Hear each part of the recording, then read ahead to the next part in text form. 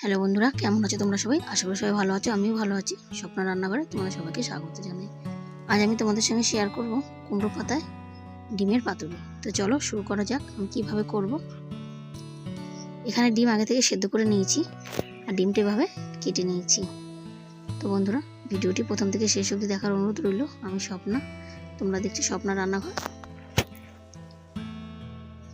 এখানে মশলা নিয়ে নিয়েছি, সর্ষে, পোস্ত, রসুন একসঙ্গে বেটে নিয়েছি।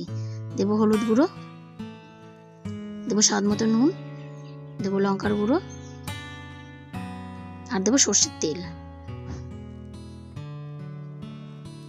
আর মশলাটা ভালোভাবে মিশিয়ে নেব। তো দেখো মশলাটা মেশানো হয়ে গেছে।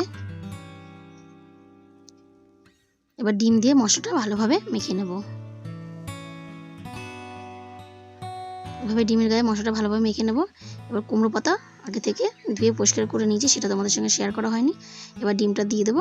ডিমের উপরে এভাবে একটা চেরা কাঁচা লঙ্কা দিয়ে দেবো আর ডিমের উপর একটু মশলাও দিয়ে দেবো। এবার ফোল্ড করে নেব। তো দেখো আমি কিভাবে করছি। এই রান্নাটা খুব তাড়াতাড়ি হবে, তোমাদের হাতে যখন সময় থাকবে না তোমরা এই রান্নাটা করতে পারো, আর খুব টেস্টিও হয় রান্নাটা। তো দেখো হয়ে গেছে একটা, বাকিগুলো একইভাবে করে নেব।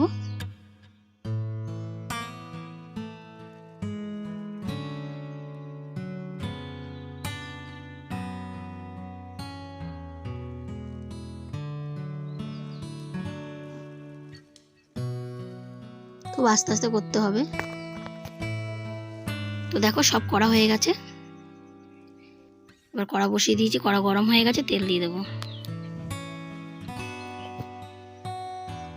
এবার খুন্তি দিয়ে তেলটা কড়ার গায়ে ভালোভাবে লাগিয়ে নেব। এবার কুমড়ো পাতাটা দিয়ে দেবো। অল্প আঁচে রান্নাটা করতে হবে, নাহলে পুড়ে যাবে। এবার ঢেকে দেবো। ঢেকে দিয়ে কিছুক্ষণ রান্নাটা করে নেব। কিছুক্ষণ পর ফিরে এলাম, এক পিঠ হয়ে গেছে, উল্টে দেবো অন্য পিঠে ভাজার জন্য। তো দেখো হয়ে গেছে ভাজা, তুলে নেব। একইভাবে বাকিগুলোও ভেজে নেব।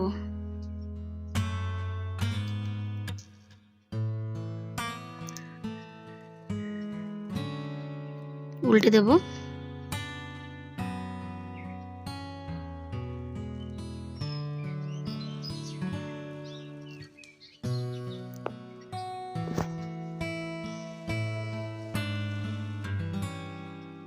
তো ভাজা হয়ে গেছে, তুলে নেব। তো বন্ধুরা দেখো পুরোপুরিভাবে আমার রান্নাটা তৈরি হয়ে গেছে। খুলে দেখাবো কেমন হয়েছে।